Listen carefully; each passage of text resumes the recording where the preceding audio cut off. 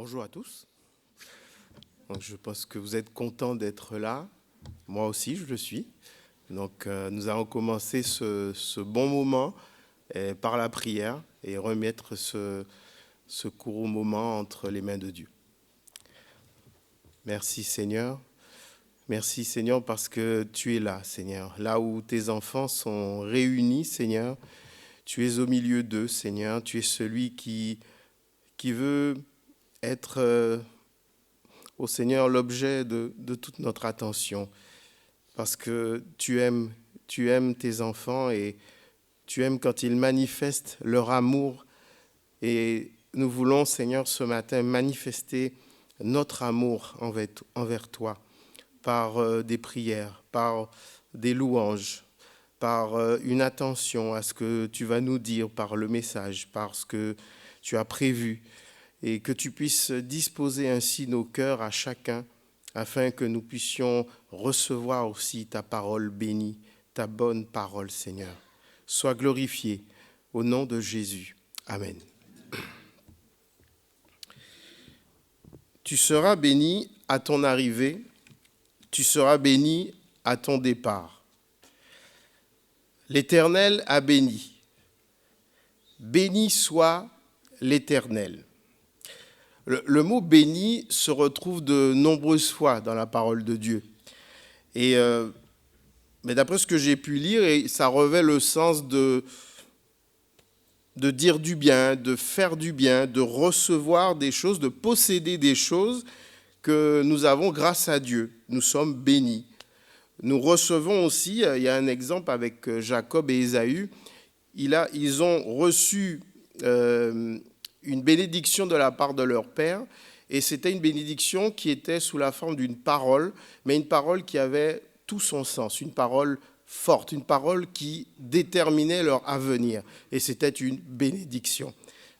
La bénédiction, c'est dans toute la parole, on retrouve ce mot et on retrouve des exemples. Et je vous invite à lire un passage, donc Nombre chapitre 6, verset 24.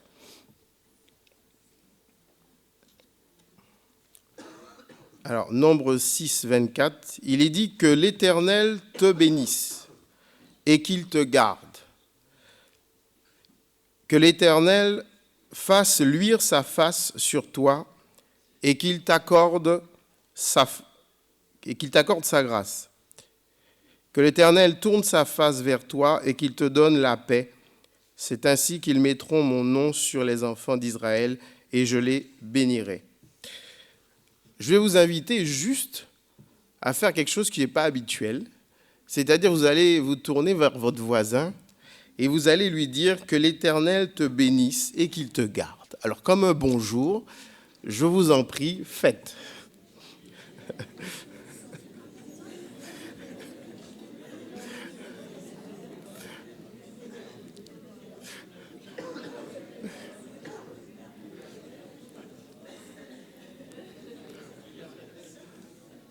Bon, ben c'est bien. Nous sommes bénis. Alors, moi aussi, que l'Éternel vous bénisse et qu'il vous garde.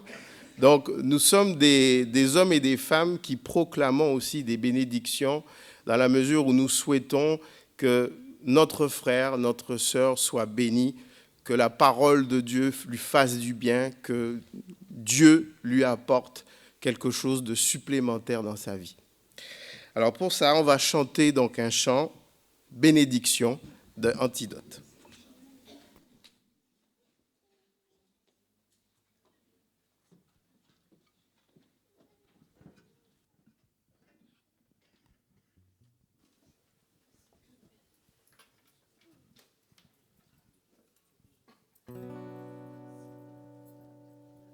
Que l'Éternel te bénisse et te garde.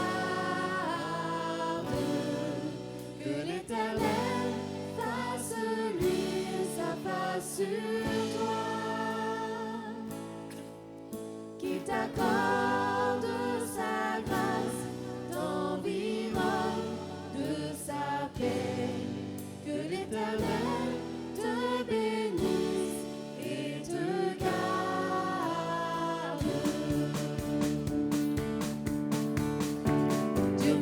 devant toi, il a fait avec toi une alliance éternelle. Son secours ne manque pas, et pendant le combat, tes forces il renouvelle. Oh, oh, oh, oh, oh, oh,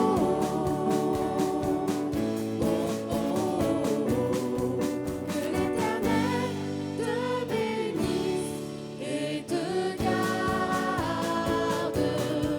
que l'Éternel fasse luire sa face sur toi,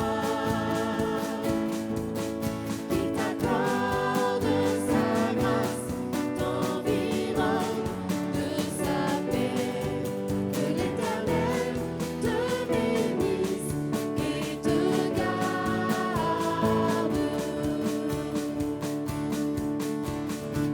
Dieu marche devant toi, il a fait avec toi une alliance éternelle. Son secours ne manque pas, et pendant le combat, tes forces il renouvelle. Oh, oh,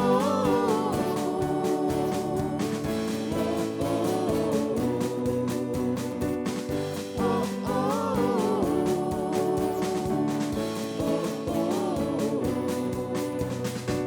L'Éternel Dieu est au milieu de toi, comme un héros qui vient te sauver.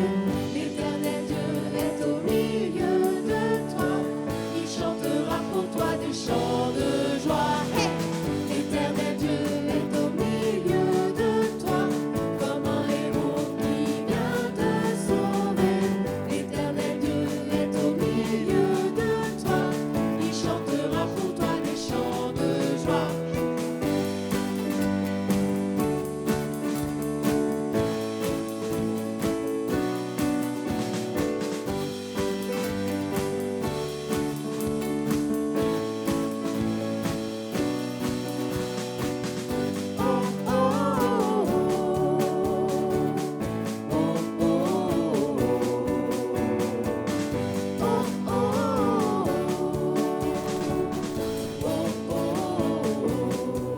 Que l'Éternel te bénisse et te garde.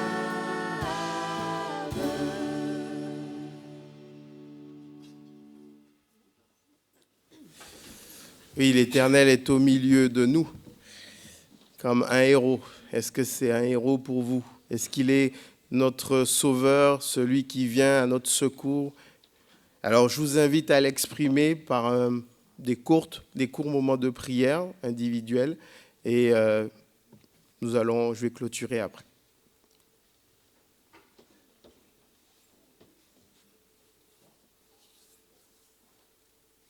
Oui, Seigneur, nous ne sommes pas maudits. Nous n'avons pas un mauvais œil. Nous n'avons pas de la malchance.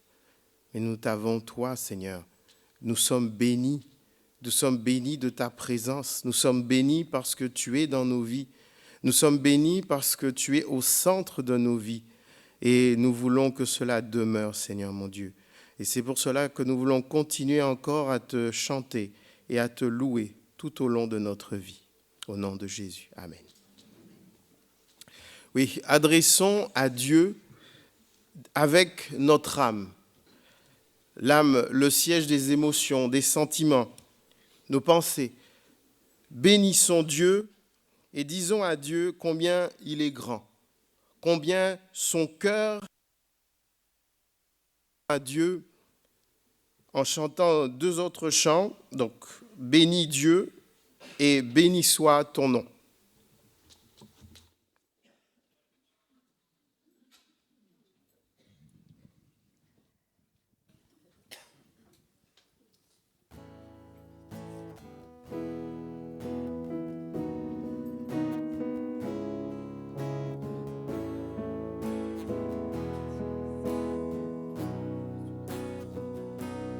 Bénis Dieu, oh mon âme, oh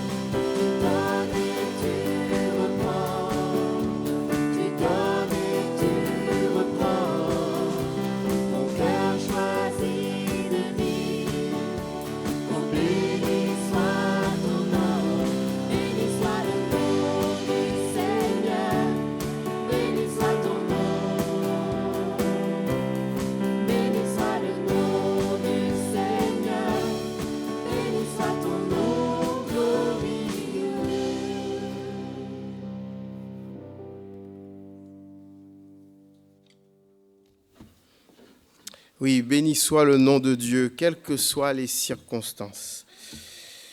J'ai remarqué que vous avez tendance à râler. Pas vous seulement, hein, moi aussi. Mais est-ce qu'on a raison de râler? Est-ce qu'on a raison? Pourtant, nous sommes bénis. Lisons Éphésiens chapitre 1, verset 3.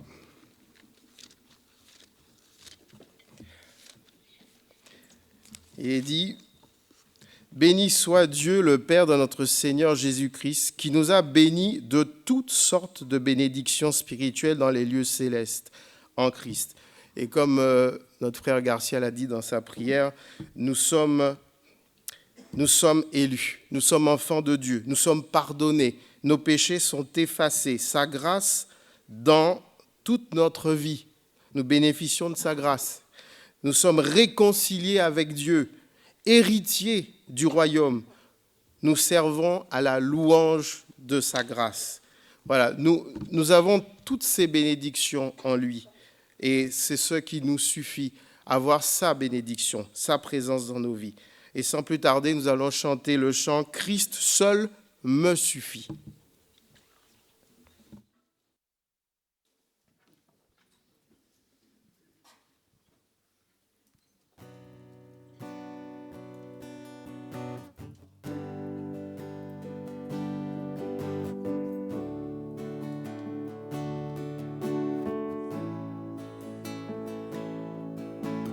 Christ est tout pour moi, il est ma récompense.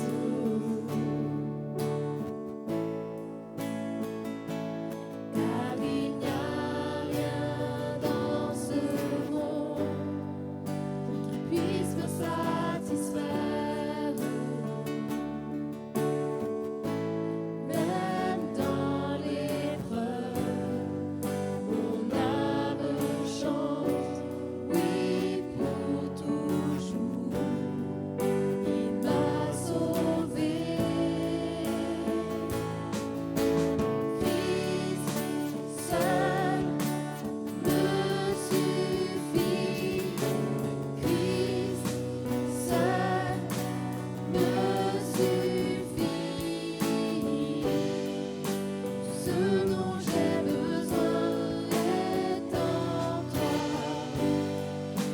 Ce dont j'ai besoin. Christ est mon Seigneur, la joie de mon salut.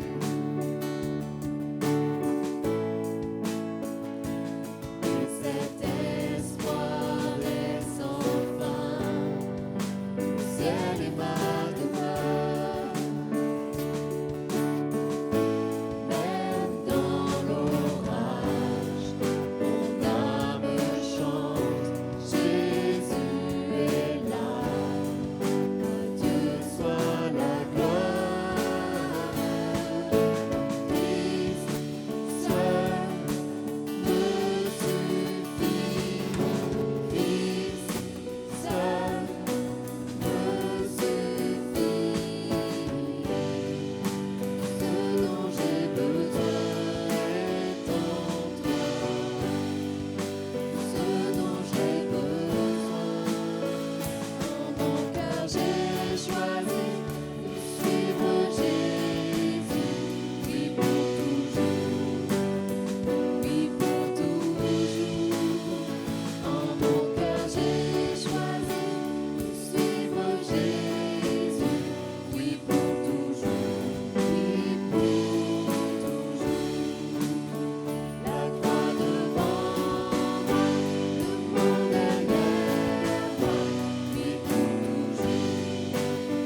Oui pour toujours. La croix devant moi, le monde derrière moi. Oui pour toujours. Oui pour toujours. Oui pour toujours.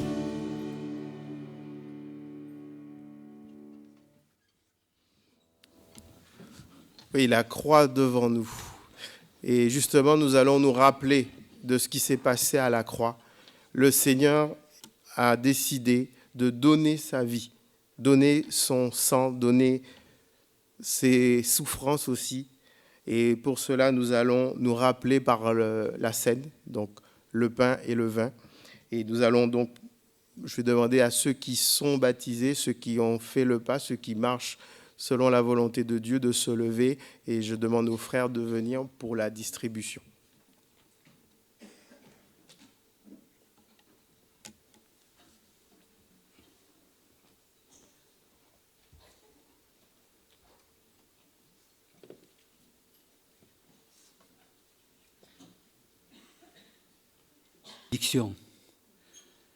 À l'acceptation que tu as eue de mourir sur cette croix, des souffrances immenses, à ma place, à notre place. Seigneur, nous voulons en retour, nous aussi, faire mourir les œuvres charnelles de notre corps. C'est cette bénédiction que tu as obtenue pour nous, afin que nous soyons à l'image du Père, comme le Père le souhaite. Seigneur, c'est ce sacrifice qui permet tout cela. C'est ta venue sur la terre, ta mort sur la croix, qui nous montre le chemin. Au nom de Jésus, Amen. Mangeons le pain.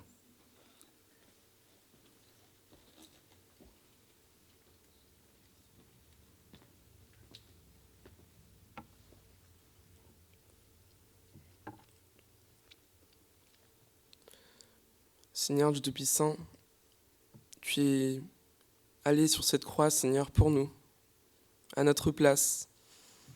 Tu as fait couler ton sang, Seigneur, pour nous purifier, nous sanctifier, pour que, Seigneur, nous soyons plus blancs que neige, justifiés auprès du Père. Et Seigneur, nous voulons prendre cette scène, Seigneur, pour te remercier. Te remercier de ce sacrifice, Seigneur, sur cette croix, de tes souffrances, Seigneur, de ton sang pur, innocent, Seigneur, versé pour nous, Seigneur, à notre place.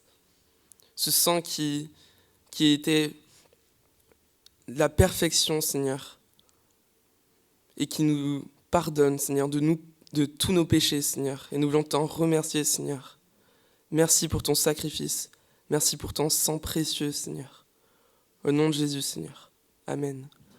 Prenons le vin.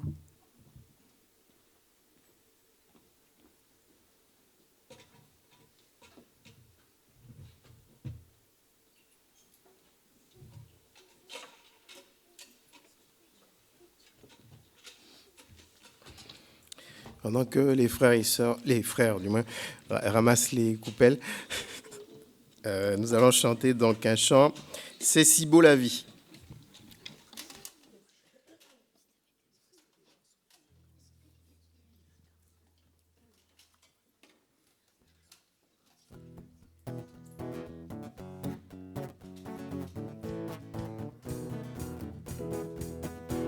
Je marche les yeux toujours tournés vers toi.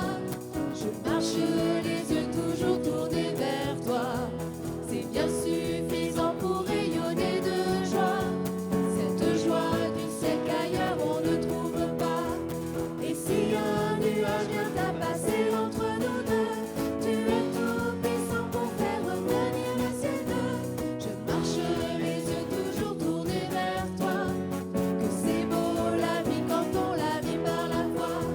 C'est si beau la vie.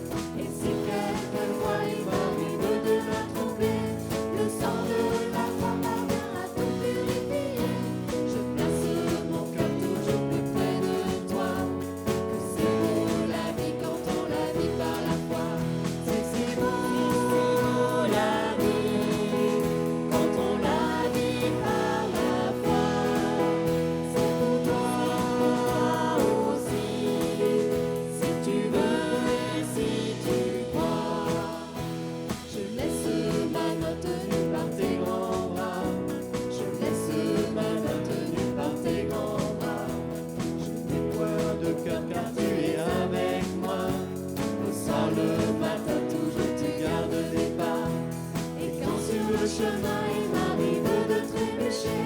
C'est toi qui me tiens et tu sauras me relever. Je laisse ma main tenue par tes grands bras. Que c'est beau la vie quand on la vit par la foi. C'est si beau la vie quand on la vit par la foi. C'est pour toi aussi, si tu veux et si tu crois. C'est si beau la vie quand on la vit par la foi. C'est pour toi aussi, si tu veux et si tu crois.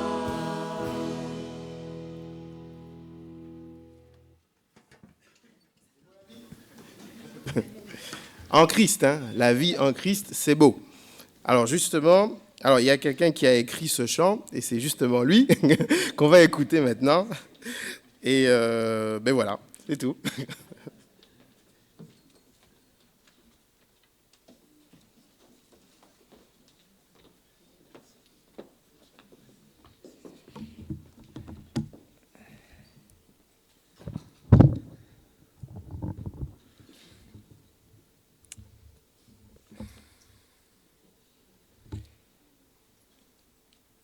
Comme cela ne vous a pas échappé, dimanche après dimanche, nous chantons. Il n'y a pas un dimanche où il n'y ait pas une partie du culte qui ne soit de la louange. Les chrétiens chantent. Et ce matin, dimanche prochain et le dimanche suivant, j'aurai l'occasion de partager avec vous quelques pensées au sujet de cette activité particulière qui est le chant. Il y a énormément de questions qui surviennent, mais de quelle façon il faut chanter? Y a-t-il une bonne musique? Y a-t-il une mauvaise musique? Qu'est-ce qu'il faut faire dans l'Église? Comment arriver à chanter ensemble? Car si je demande à un tel quel style de musique tu aimes, je vais avoir une réponse. Si je demande à quelqu'un d'autre quel style tu aimes, j'aurai l'opposé. Mais comment on fait pour être ensemble? Et pourquoi louer le Seigneur? Pourquoi chanter? Alors, ce matin, je voudrais déjà commencer par vraiment dire un grand merci à une équipe qui s'appelle l'équipe de louange qui nous aide à chanter. Car s'il y a, comme on l'a vu ce matin, de l'inspiration, de l'exécution dans le chant, ce que vous ne voyez pas, c'est qu'ils doivent travailler. Et il y a ce côté transpiration qu'on ne voit pas, mais qui existe aussi. Et donc, vraiment, un grand merci parce que l'équipe de louange nous aide et nous permet ensemble de chanter. C'est un vrai ministère qui est une partie de la vie de l'Église. Du temps d'Israël, dans l'Ancien Testament, quand il y avait le temple, on chantait. Vous savez que David a établi 4000 Lévites pour louer l'Éternel avec les instruments. Et chaque matin et chaque soir, ils se présentaient au temple pour exécuter de la louange. Et quand le temple est construit, on peut voir dans 1 Chronique 5:13, ceux qui sonnaient des trompettes, ceux qui chantaient, s'unissaient d'un même accord pour célébrer, pour louer l'Éternel. Ils firent retentir des trompettes, des cymbales, autres instruments, et célébrèrent l'Éternel par ses paroles, car il est bon, car sa miséricorde dure à toujours. Nous aurons l'occasion de revenir sur, mais quels sont les instruments qu'il faut utiliser aussi pour la musique. De quand date la musique? La Bible y répond, on le sait, elle existait avant la création de l'humanité, de l'univers, parce que le Seigneur, à la fin de son livre, va dire à Job, « Où étais-tu quand je posais les fondations du monde, quand les étoiles du matin éclataient en chants d'allégresse? alors que les fils de Dieu poussaient des cris de joie. Donc de toute éternité, il y a eu de la musique dans le ciel, et puis quand l'humanité a été créée, la musique est venue. Pourquoi ? Parce que c'est un don extraordinaire, c'est une expression absolument fantastique qui nous est donnée comme la capacité d'écrire, de dessiner, de bâtir, donc de créer. Et cela fait partie des attributs que Dieu a donnés aux hommes pour vivre et s'exprimer. Il y a eu un temps où le cinéma était muet. Et donc, pour agrémenter les films en projection, il y avait toujours un pianiste qui jouait selon les émotions, selon les circonstances. Alors quand quelqu'un allait poignarder quelqu'un d'autre, il y avait des notes particulières qu'il faisait. Et donc il exprimait par le jeu du piano les images qu'il voyait. Tous les peuples de tous les temps ont utilisé la musique. Alors on l'utilise pourquoi ? On marque les événements, on chante tout, on chante la naissance, on chante le mariage, on chante les anniversaires, on chantait les départs à la guerre, les saisons, les moissons, etc., les fêtes. Et le monde le fait, on l'a fait nous-mêmes peut-être, sûrement même avant d'être chrétien, on l'a fait et on continue à le faire. Et souvent, ce qui se passe dans le monde sonne juste.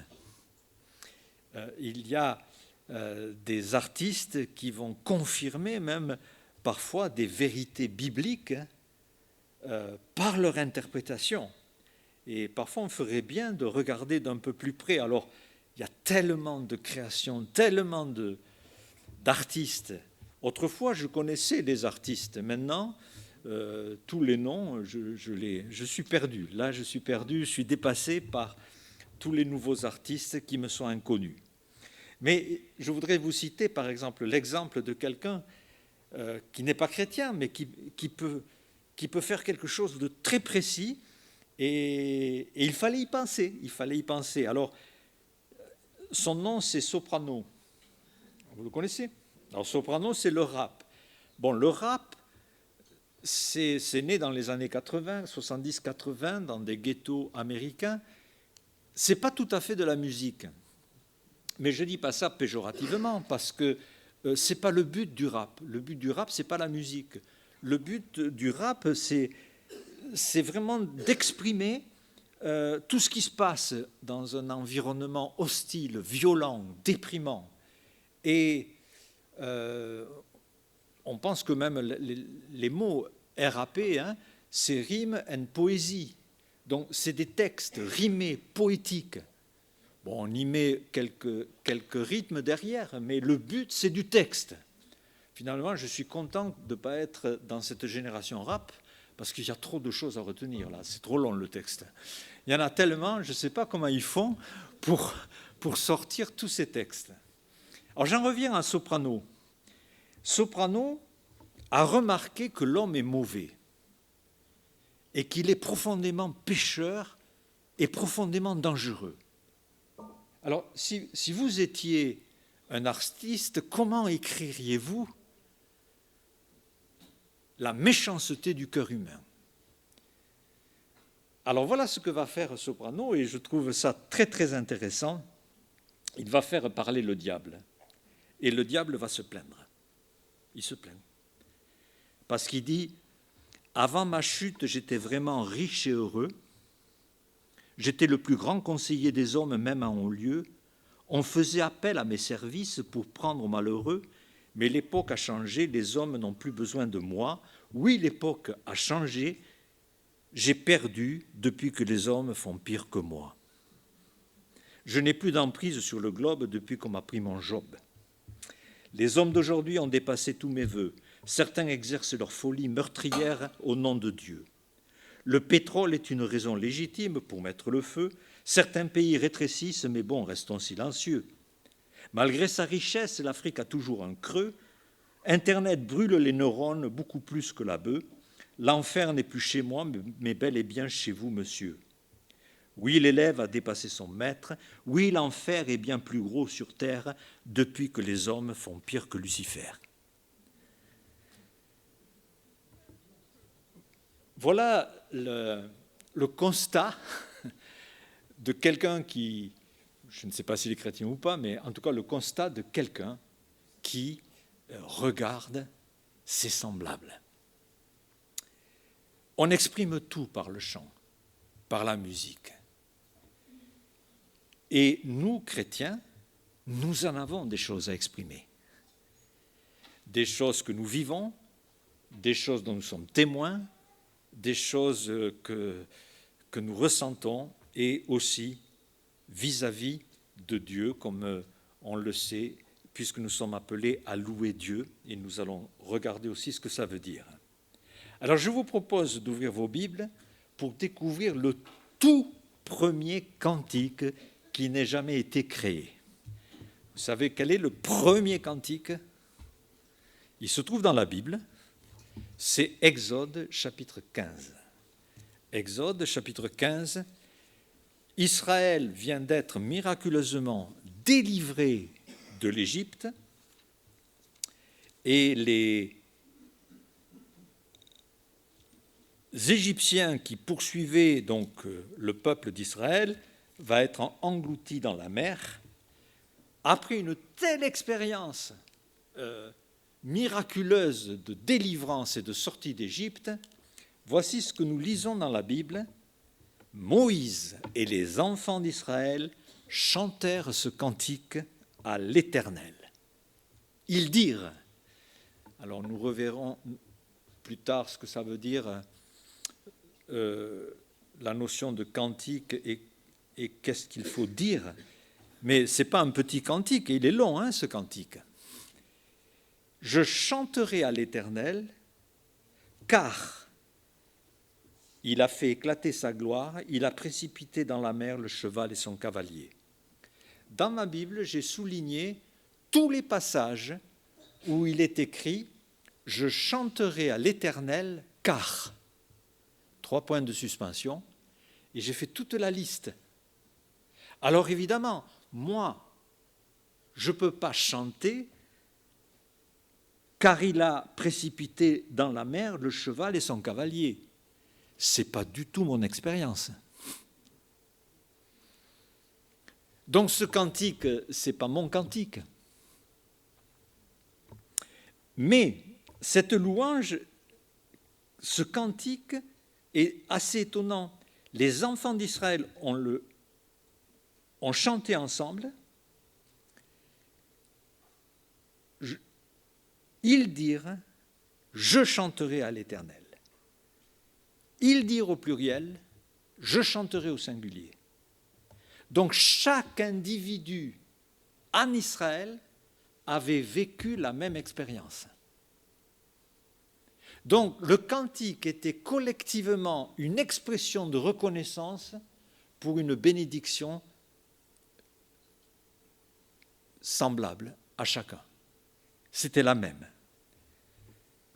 Et Moïse parle à la première personne du singulier, tout le peuple chante. Ainsi, nous découvrons un principe de louange. On peut louer ensemble ce qui nous est commun, ce que l'on a vécu ensemble. Ceux qui ont vécu la même chose vont avoir la même expression de reconnaissance. Et Marie, qui est prophétesse, parle à tout Israël. Chantez à l'Éternel, car il a fait éclater sa gloire. Et il va de soi que tout ce peuple peut exprimer cette immense reconnaissance de salut. Cela me fait penser à une autre expérience collective qui était la même bénédiction, mais tout le monde n'a pas eu l'expression de reconnaissance. C'est dans le Nouveau Testament, dans Luc, quand il est parlé des 10 lépreux qui ont été guéris. Un seul est revenu pour donner gloire à Dieu,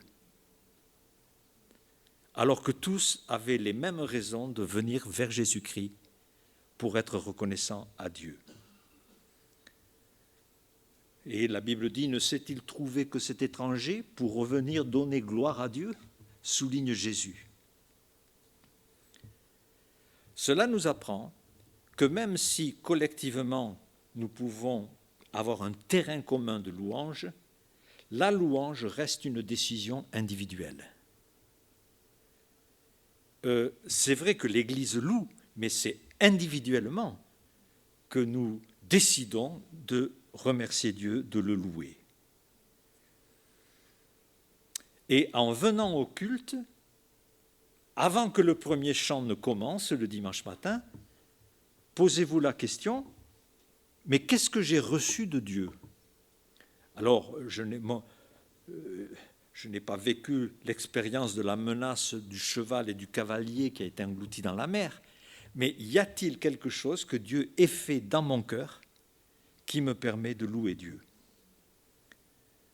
Et ce temps de louange dans le culte permet d'exprimer cette reconnaissance. Ainsi, nous ne louons pas Dieu parce qu'il y a un groupe de louanges, mais il y a un groupe de louanges parce que nous louons Dieu. Et nous avons des raisons de le faire, mais des raisons communes. Alors, les raisons communes sont d'abord les attributs divins et ce que nous avons appris de Dieu.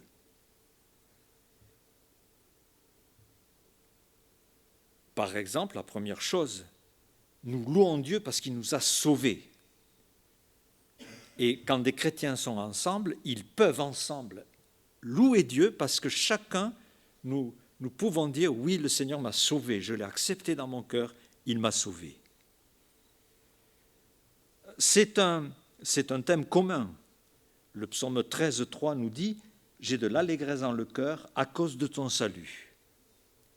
Et je chante à l'Éternel car il m'a fait du bien. » C'est l'expérience du pardon et ce sentiment heureux de se savoir en règle parce que enfin j'ai saisi que ce que méritait mon péché a été jugé sur une autre personne, c'est-à-dire Christ. Ainsi, j'échappe à la condamnation. Quelle occasion de louer Dieu. Et cela, quand une église se rassemble, est un terrain commun pour tous ceux qui viennent à l'église. Ésaïe 61,10 « Je me réjouirai en l'Éternel, mon âme sera ravie d'allégresse, car il m'a revêtu des vêtements du salut, il m'a couvert du manteau de la délivrance. » Vous avez aussi Ésaïe 38,17. C'est un passage que j'aime particulièrement, puisqu'il dit « Je ferai résonner toute ma vie les cordes de mon instrument, car le Seigneur m'a sauvé et a jeté derrière lui tous mes péchés. » Alors vous tous qui êtes guitaristes, vous pouvez prendre ce verset et dire, voilà, tous les jours de ma vie, je vais louer le Seigneur avec mon instrument, je vais faire vibrer les cordes de mon instrument, je vais faire retentir mes cymbales, je vais, etc., ou ma voix, les cordes vocales, parce que le Seigneur m'a sauvé. Quand le fils prodigue est revenu à la maison, on découvre qu'il y a eu une fête. Le père a fait une fête. Et le frère qui revient, il entend de la musique. Et la musique, là, c'est la traduction de symphonie. C'est pas musique. Musique vient de muse. Muse, c'était des créatures mythiques de l'union de Zeus et d'Harmonia. Donc, ça n'a rien de biblique. Par contre, symphonie, oui. C'est plus biblique. Hein. Et il entendirent donc de la musique et il y avait des danses. La danse, on en parlera dans un de ces dimanches, la danse, c'est la traduction de chorus. C'était des voix ensemble, c'était aussi des danses et des voix ensemble. Et le père dit, ne fallait-il pas se réjouir ? Nous louons Dieu aussi parce que Dieu est le Créateur. Psaume 95, 2, 6. Allons au-devant de lui avec des louanges, faisons retentir des cantiques, car l'Éternel est un grand Dieu, il est un grand roi au-dessus de tous les dieux. Il tient dans sa main les profondeurs de la terre et les sommets des montagnes sont en lui. La mer est à lui, c'est lui qui l'a faite, etc., etc. Vous avez le psaume, par exemple, 19, où il est parlé que les cieux racontent la gloire de Dieu. Et vous avez un avertissement dans Romains 1, versets 20 et 21. Toute cette création, ces perfections invisibles, sa puissance éternelle, sa divinité, se voit comme à l'œil nu. Quand on voit la création, la beauté de la création, eh bien, nous devons les considérer comme les ouvrages de Dieu. On est inexcusable, puisqu'ayant connu Dieu, ils ne l'ont point glorifié comme Dieu et ne lui ont point rendu grâce. Il y a une petite observation d'un philosophe français, Jean-Jacques Rousseau, qui a dit ceci au sujet de la création. « Je ne trouve point de plus digne hommage à Dieu que cette admiration muette qu'excite la contemplation de ses œuvres. Je comprends comment les habitants de la ville, qui voient des murs et des rues, aient peu de foi. Mais je ne puis comprendre comment des gens de la campagne ne peuvent pas ne pas en avoir. Comment leur âme ne s'élève-t-elle pas 100 fois le jour avec extase à l'auteur des merveilles qui les frappent ?» Ainsi, la création est déjà une première manifestation de Dieu pour qui sait observer.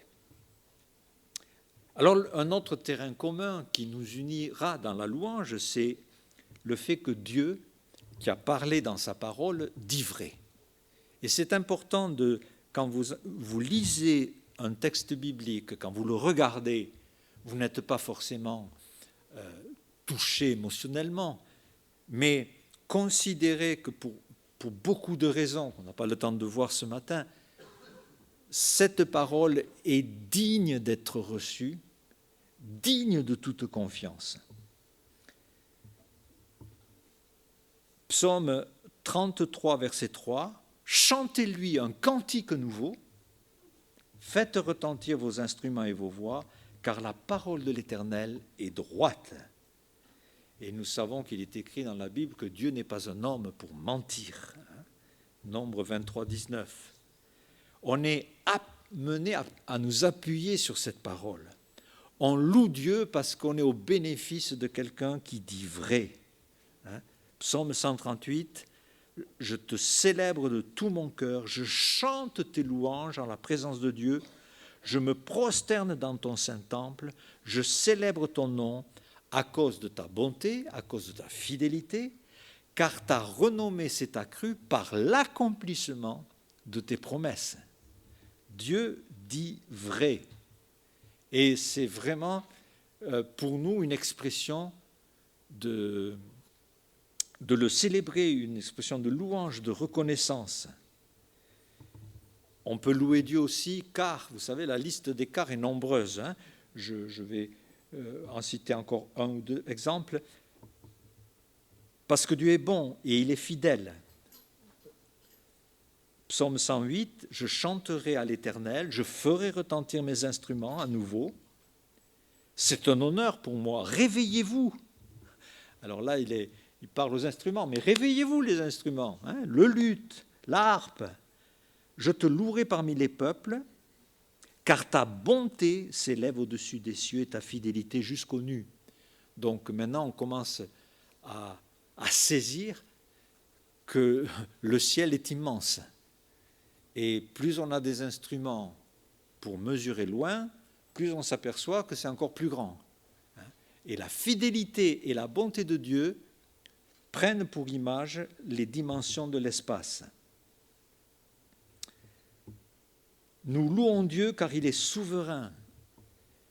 Psaume 47, chantez à notre roi, chantez un cantique, que Dieu règne. Et il sera même reproché au roi Nebuchadnezzar, tu n'as pas glorifié Dieu qui a dans sa main ton souffle et toutes tes voies. Daniel chapitre 5, verset 23. Oui, je crois en un Dieu souverain. Les desseins de l'Éternel subsistent toujours. Sa volonté, ses projets de génération en génération.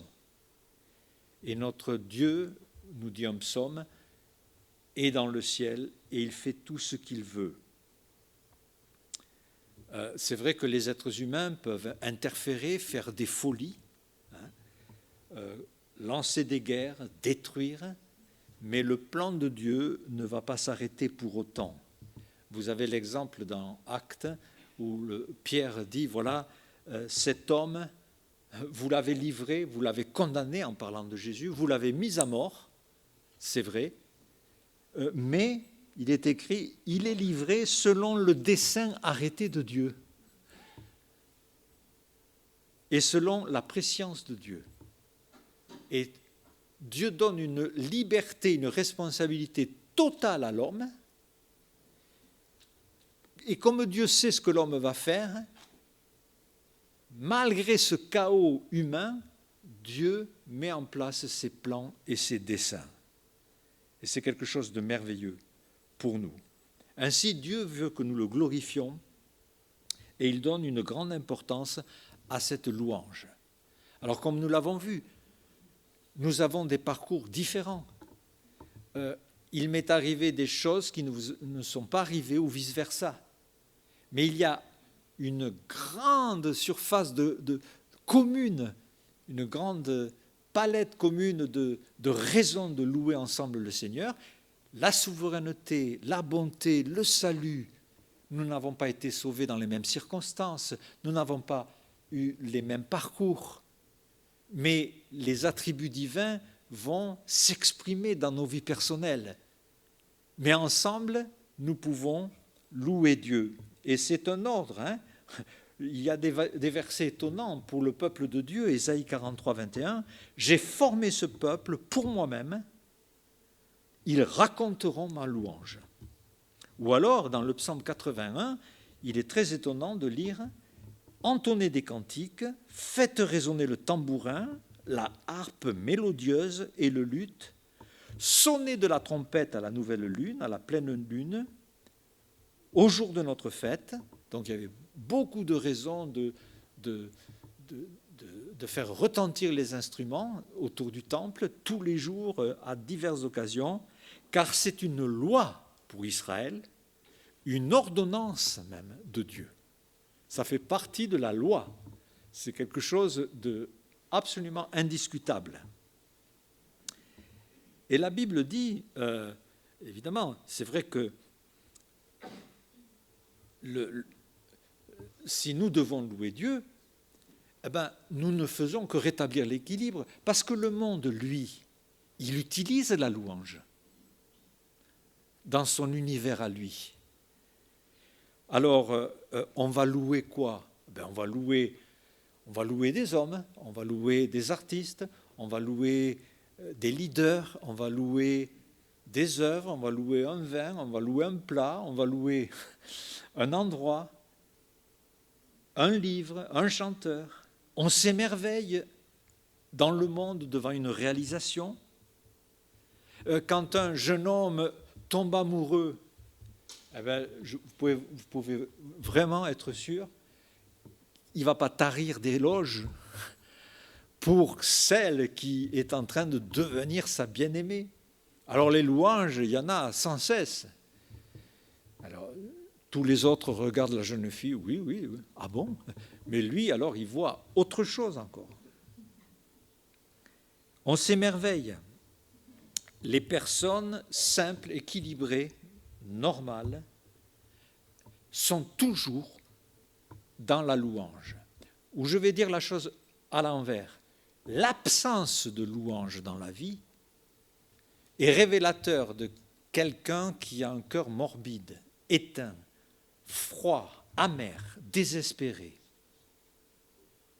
Vous avez rencontré ces gens, j'en ai rencontré. Une personne absolument incapable d'apprécier qui que ce soit ou quoi que ce soit. Donc ça, c'est l'absence de louange. Des gens qui sont dans une amertume totale, tortués dans leur cœur, inadaptés, mécontentes. Oui, nous louons, et c'est quand même une bonne chose. On se réjouit quand on est invité chez quelqu'un et on mange des choses, on se réjouit de ce qui a été fait, des plats qui nous sont proposés. Et ceux qui sont dans la louange, et là je parle aussi des gens dans le monde, hein, après avoir loué, qu'est-ce qu'ils veulent? Ils veulent vous entraîner. Il faut que tu vois ça. Oh, viens, j'ai découvert un resto, il faut que tu viennes. Tout juste s'ils ne nous prennent pas par le col et ne nous obligent pas à aller dans quelque chose qui est devenu un facteur d'enthousiasme incroyable. Donc, nous sommes aussi, dans la louange, amenés à exprimer justement qui est Dieu pour nous. Et quand on loue le Seigneur, le pas suivant, c'est de dire à quelqu'un, il faut que tu y viennes aussi. C'est le prolongement. Hein? Parce que nous louons aussi pour faire connaître. Donc, dans le psaume 92, il est beau de louer l'Éternel, il est bon de célébrer son nom, d'annoncer le matin sa bonté et sa fidélité pendant la nuit. Mais d'annoncer. Alors, je vais vous dire une autre chose. Chaque dimanche, à partir de maintenant, pensez que le message ne commence pas quand le prédicateur se lève.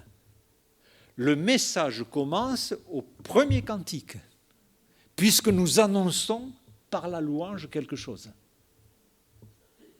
N'est-ce pas? Donc, on voit dans la louange une façon de présenter Dieu. Que ce soit dans des moments difficiles, même dans des circonstances encore plus lourdes à porter. On chantera quand on est heureux, puisque Jacques nous dit, si vous êtes dans la joie, chantez des cantiques. Mais il est écrit aussi dans Job 35,10, « Nul ne dit où est Dieu mon Créateur, qui inspire des chants pendant la nuit. » Et notre comportement dans la nuit, dans les épreuves, notre attachement à Dieu est aussi un message, est aussi une annonce. Quand Job est frappé par des épreuves que nous connaissons, il dira que le nom de l'Éternel soit béni. Sa femme dit « Maudit Dieu et meurt ». Donc nous avons là les deux façons de vivre les moments difficiles. Pouvons-nous chanter dans les moments difficiles? Si vous étiez tout d'un coup emprisonné, on vous jette dans une prison et vous voyez deux chrétiens qui sont en train de chanter, enchaînés, est-ce que ça vous donnerait envie de vous joindre à eux et de chanter? Mais Paul et Silas, ils chantaient en prison. Qu'aurions-nous fait? Psaume 62, « Je suis malheureux et souffrant, ô Dieu, que ton secours me relève, je célébrerai le nom de Dieu par des cantiques. » Et c'est vrai que quand les moments difficiles sont là, la louange ne disparaît pas, elle prend un autre ton. Évidemment, on ne saute pas de joie, mais le monde remarque qu'on n'est pas désespéré. Hein? Et c'est quelque chose d'important. Vous savez ce que nous avons chanté ce matin? Vous avez chanté « Tu donnes et tu reprends, je choisis de dire béni soit ton nom ». Vous l'avez chanté ce matin. Et si Dieu reprend quelque chose, qu'est-ce que vous allez faire? Et le cantique suivant, nous avons chanté « Même dans l'épreuve, mon âme chante ». Alors ça fait beaucoup ça. Nous chantons, mais attention. Et on peut penser à des hommes qui ont été très éprouvés. Joseph Criven, qui a perdu son épouse 2 jours avant le mariage et qui va écrire « Quel ami fidèle et tendre nous avons Jésus-Christ ». Ce ne sont pas des mots en l'air, ce ne sont pas des cantiques comme ça superficiels. Ou alors Horatio Spafford, qui va perdre tous ses enfants dans un naufrage et qui va écrire « Quel repos, quel céleste repos ». Je pense aussi, comme je suis certains artistes, il y a un guitariste que j'aime beaucoup, Eric Clapton, dont l'un des plus grands succès, c'est Tears in Heaven, les larmes au ciel, car il a eu l'épreuve terrible de perdre un enfant qui a eu un accident. Il n'avait que 4 ans et il est tombé du 54e étage à New York. Et une des plus grandes chansons d'Eric Clapton, c'est « La vie peut me briser, me faire plier le genou, me pousser à supplier. Derrière la porte, je suis convaincu que la paix règne et je sais qu'il n'y aura plus de larmes au ciel. » Donc il y a un témoignage, il y a une réalité. Nous sommes créés avec la pensée de l'éternité et le deuil arrive ou arrivera dans nos familles respectives. Évidemment, la peine, les larmes, parfois au début la colère, ce qui est tout à fait normal, sont là, mais le chrétien, lui, n'est pas prisonnier éternellement de ce sentiment. Il passera de la colère, de l'abattement, et puis il y aura des vérités de consolation qui vont le ramener au pied du Seigneur. Psaume 43, « Il a mis dans ma bouche un cantique nouveau. Beaucoup l'ont vu et se sont confiés en l'Éternel. » Donc vous voyez, il y a un lien direct entre la louange, le chant et les gens qui regardent. Quand le monde nous regarde chanter, ce n'est pas la prouesse musicale que nous sommes intéressés de partager. C'est tout le sens des mots que nous chantons. Et ça, le monde ne l'a pas. Et souvent dans le monde, la prouesse musicale est d'une grande excellence, mais ce n'est pas notre souci, même si le progrès est toujours une excellente chose, mais nous avons un message à partager. Et puis, quand on loue le Seigneur, on exprime cette reconnaissance de toute façon. Et c'est une bonne chose. Parfois, je me suis demandé, mais est-ce que Dieu est humble ou orgueilleux? Parce que si un homme venait à vous et vous disait « J'aimerais bien que vous me louez de temps en temps et que vous montrez combien j'ai des qualités. » Vous dites « Ouh là là, mais pour qui se prend-il » Et pourquoi Dieu veut qu'on le loue? Mais ce n'est pas pour lui. C'est parce qu'en le louant, nous annonçons à ceux qui en ont besoin qui est ce Dieu. Et ça, c'est important. Et puis, de toute façon, Dieu n'est pas un homme, il n'est pas... Il y a un psaume qui dit « Tu t'imagines que je te ressemblais ». Il parle aux humains. Mais Dieu ne nous ressemble pas, il n'est pas mesquin, il ne cherche pas la gloire pour la gloire. Quand des parents apportent de bonnes choses aux enfants, et souvent ils en apportent, n'est-ce pas? Qu'est-ce qu'on dit? On dit merci, n'est-ce pas? Mais quand un parent dit, qu'est-ce qu'on dit? ce n'est pas que le parent cherche à avoir de la gloire. C'est qu'il veut apprendre de la reconnaissance. Mais ce n'est pas pour lui, mais c'est pour le bien de l'enfant. Parce que si la personne prend, et ne voit que lui, je ne vous dis pas la personnalité qu'il aura quand il sera grand. Il sera vraiment difficile à vivre. Alors je voudrais conclure par un détail du tout premier cantique que nous avons vu. Et je voudrais vous donner 2 rendez-vous. Un rendez-vous pour mercredi et un rendez-vous pour dimanche. Alors je m'explique. Dimanche prochain, nous verrons le volet « Y a-t-il de la musique dangereuse pour les chrétiens ?» Ça, c'est le rendez-vous pour dimanche. Mais le rendez-vous pour mercredi, parce que mercredi, c'est 3 jours après aujourd'hui. N'est-ce pas? Donc, dans le tout premier cantique, il y a de la reconnaissance. Nous n'avons pas lu le chapitre. Mais au verset 13, nous avons dans cette reconnaissance tout d'un coup une expression de certitude. Si Dieu m'a sorti d'Égypte, s'il a détruit le cavalier, alors prie dans l'élan du cantique, le verset 13 dit « Par ta miséricorde tu as conduit, tu as délivré ce peuple, par ta puissance tu le diriges vers la demeure de l'éternité. » Waouh, ça c'est... Ils sont déterminés là, hein, ils sont partis sur des bons rails. Tu me diriges, tu me conduis par ta puissance. Verset 17.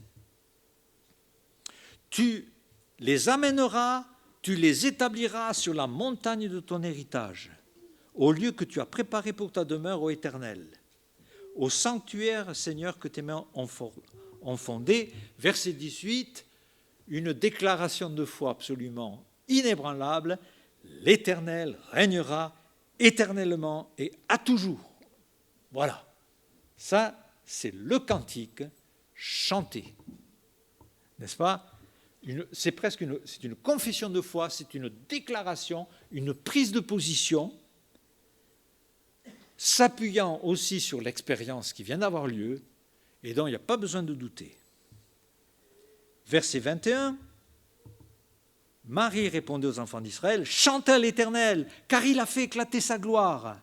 Il a précipité dans la mer le cheval et son cavalier. » Verset 22, et regardez bien cela. Moïse fit partir Israël de la mer Rouge, ils prirent donc la direction du désert, et 3 jours de marche dans le désert, ils ne trouvèrent point d'eau, tout le monde murmure, plus personne ne chante, c'est le bazar. Comme cela a été dit plus tôt, tout le monde s'est mis à râler. 3 jours après. Le peuple, verset 24, murmura contre Moïse en disant « Que boirons-nous » Alors, nous avons chanté aujourd'hui. C'est pour ça que je vous donne rendez-vous mercredi. 3 jours après, vous allez regarder où en sont les certitudes, les déclarations, les affirmations exprimées par les chants ce matin. 3 jours. Dieu nous donne 3 jours pour tester les prises de position que nous avons eues ce matin. Vous voyez, la louange est quelque chose de sérieux et d'important. Et tout ce que nous avons chanté, Dieu va dire « Ah bon, c'est ce que tu dis ?» Alors, on va voir. Et la semaine commence, on va voir tout cela. Voilà, que le Seigneur nous accompagne et nous verrons la suite dimanche prochain.